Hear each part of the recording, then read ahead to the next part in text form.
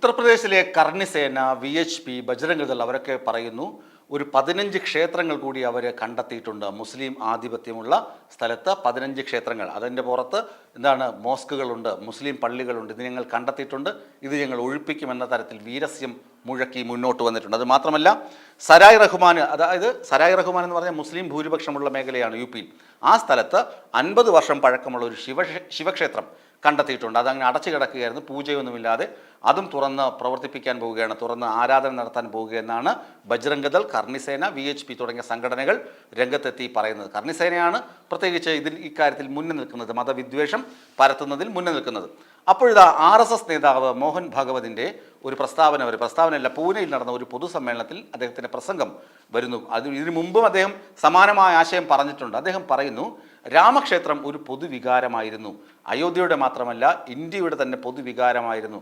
അതുകൊണ്ടാണ് രാമക്ഷേത്രം വേണം, രാമക്ഷേത്രം പണിയണമെന്ന നിലപാടിൽ RSS ഉറച്ചു നിന്നത്. എന്നാൽ സമാനമായ സാഹചര്യം സൃഷ്ടിച്ചിട്ട് രാജ്യത്തെ വിവിധ ഇടങ്ങളിൽ ഇതുപോലെ മുസ്ലിം പള്ളികൾക്ക് നേരെ ആക്രമണങ്ങൾ നടക്കുന്നുണ്ട്, മുസ്ലിം സമുദായത്തിന് നേരെ ആക്രമണങ്ങൾ നടക്കുന്നുണ്ട്, ഇതുപോലെ അവകാശവാദങ്ങൾ ഉയർന്നു വരുന്നുണ്ട്. അതൊന്നും നല്ലതിനല്ല, ശുഭസൂചകമല്ല.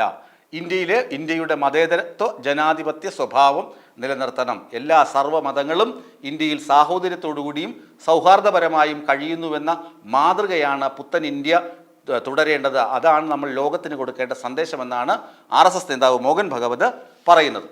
എന്നാൽ ഈ കർണിസേന പറയുന്നത് എന്താണ്, VHP പറയുന്നത് എന്താണ്, ബജ്രംഗ് ദൾ പറയുന്നത് എന്താണ്? നേരെ ഘടകവിരുദ്ധവും.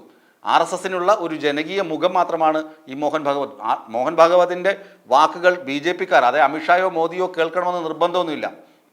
അതുകൊണ്ടാണ് മോദിയെയും ശ്രീ മോഹൻ ഭാഗവത് വിമർശിക്കുന്നത്. ഈ രാജ്യത്ത് എല്ലാ ആളുകളുമുണ്ട്. ഇവിടെ സന്ദേശം എന്താണ് കൊടുക്കേണ്ടത്? ഈ നാട്ടിൽ കൊടുക്കേണ്ട സന്ദേശം ഇത് മതേതരത്വം നിലനിൽക്കുന്ന നാട് എന്ന സന്ദേശമാണ് കൊടുക്കേണ്ടത്.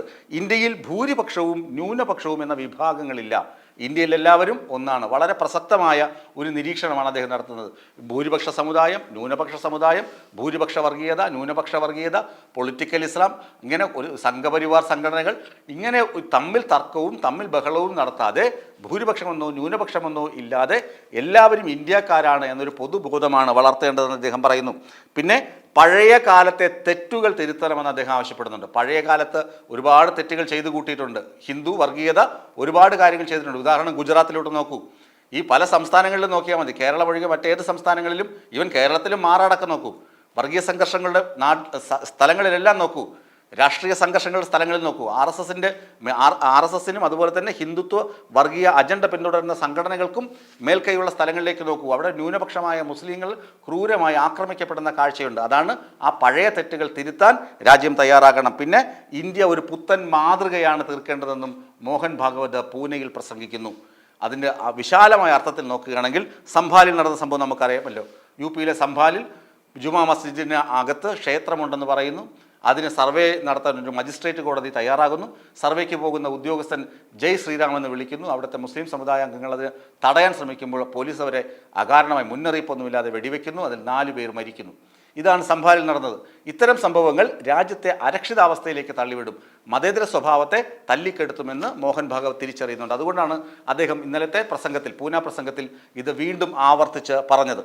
നമുക്കറിയാം, നമ്മുടെ മതേതര സംഘം, അതായത് 1991 ആരാധനാലയങ്ങൾ സംബന്ധിച്ച നിയമം സുപ്രീം കോടതി പാസ്സാക്കുന്നത്.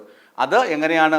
1947 ഓഗസ്റ്റ് 15 ശേഷം 15 വരെ ഏത് സ്ഥിതിയിലാണ് ഒരു ആരാധനാലയം നിലനിന്നത്, അതേ സ്ഥിതിയിൽ തന്നെ ആ ആരാധനാലയം തുടരാനും അവിടെ ആരാണോ ആരാധിക്കുന്നത്, മുസ്ലിങ്ങളാണോ ഹിന്ദുക്കളാണോ, ആരാണ് അവിടെ ആരാധന നടത്തുന്നത്, അവർക്ക് അതിനുള്ള സ്വാതന്ത്ര്യം ഉണ്ട് എന്നും പറയുന്ന നിയമം 91 പാസ്സാക്കപ്പെടുന്നത്. ആ നിയമത്തെ ചോദ്യം ചെയ്തുകൊണ്ട് സുബ്രഹ്മണ്യ സ്വാമി, നമുക്കറിയാം, ഒരു വർഗീയ ഭ്രാന്ത് പിടിച്ചൊരു BJP നേതാവാണ് അദ്ദേഹം. ഇപ്പോൾ അദ്ദേഹത്തിന് ഇപ്പോൾ പുല്ലുവിലയാണ്. അദ്ദേഹം ആയ കാലത്താണ് ഈ കേസ് ഹർജികളൊക്കെ കൊടുത്തിരുന്നത്. ഇപ്പോൾ സുബ്രഹ്മണ്യ സ്വാമിയെ മോദി തെറി പറയും, സുബ്രഹ്മണ്യ സ്വാമി മോദിയെ തെറി പറയും, മോദി സുബ്രഹ്മണ്യ സ്വാമിയും അവഗണിച്ചിട്ടൊക്കെയാണ്. ആ സുബ്രഹ്മണ്യ സ്വാമിയൊക്കെയാണ് എതിർത്തത്. മുസ്ലിം ലീഗും CPM-ഉം ഉൾപ്പെടുന്ന സംഘടനകളാണ് ആ ഹർജിക്ക് എതിരെ, ഇവർ കൊടുത്ത ഹർജിക്കെതിരെ ഹർജി കൊടുത്തത്. 91 നിയമം സംരക്ഷിക്കണമെന്ന് ആവശ്യപ്പെട്ട്. ആ വാർത്തയൊക്കെ നേരത്തെ നമ്മൾ കേട്ടതാണ്, ഞാൻ തന്നെ പലകുറി ഇക്കാര്യങ്ങൾ പറഞ്ഞതുമാണ്. അപ്പോൾ 91 നിയമം പാലിക്കപ്പെടണം, എങ്കിൽ മാത്രമേ രാജ്യത്ത് മതേതരത്വവും അല്ലെങ്കിൽ ഇത്തരം അരക്ഷിതാവസ്ഥകൾ ഉണ്ടാകാതിരിക്കുകയുള്ളൂ. അതുകൊണ്ടാണ് സുപ്രീം കോടതി ഇടപെട്ട് തന്നെ പറഞ്ഞത്, ഇനി ഒരു ഉത്തരവുണ്ടാകുന്നതുവരെ ഇനി ഒരു ഉത്തരവ് ഉണ്ടാകുന്നതുവരെ രാജ്യത്തെ കീഴ്ക്കോടതികളിലെങ്ങും ഇത്തരം കേസുകൾ രജിസ്റ്റർ ചെയ്യരുത്, ഇത്തരം സ്യൂട്ടുകൾ ഫയലിൽ സ്വീകരിക്കരുത്. എങ്ങനെ ആരാധനാലയം സംബന്ധിച്ച തർക്കം ഒരു കോടതിയും സ്യൂട്ട് സ്വീകരിക്കരുത്, സർവേകൾ തുടരരുത്, അതുപോലെ എന്താണ് എല്ലാ നടപടികളും സ്റ്റേ ചെയ്യണമെന്ന് സുപ്രീം കോടതി പറഞ്ഞു. എങ്കിലും യു പിയിലെ ആദിത്യനാഥ് മുണ്ടും പൊക്കി പിടിച്ച് പോയി, എന്താണ് സംഭാലിൽ എന്തൊക്കെ ചെയ്യുമെന്ന് പറഞ്ഞ് പോയിട്ടുണ്ട്. അതുപോലെയാണ് ഈ കർണിസേന പറയുന്നത്, 15 സ്ഥലങ്ങൾ കൂടി ഞങ്ങൾ കണ്ടെത്തിയിട്ടുണ്ട്, അവിടെ ഞങ്ങൾ വിപ്ലവം സൃഷ്ടിക്കുമെന്ന് പറഞ്ഞു പോകുന്നത്.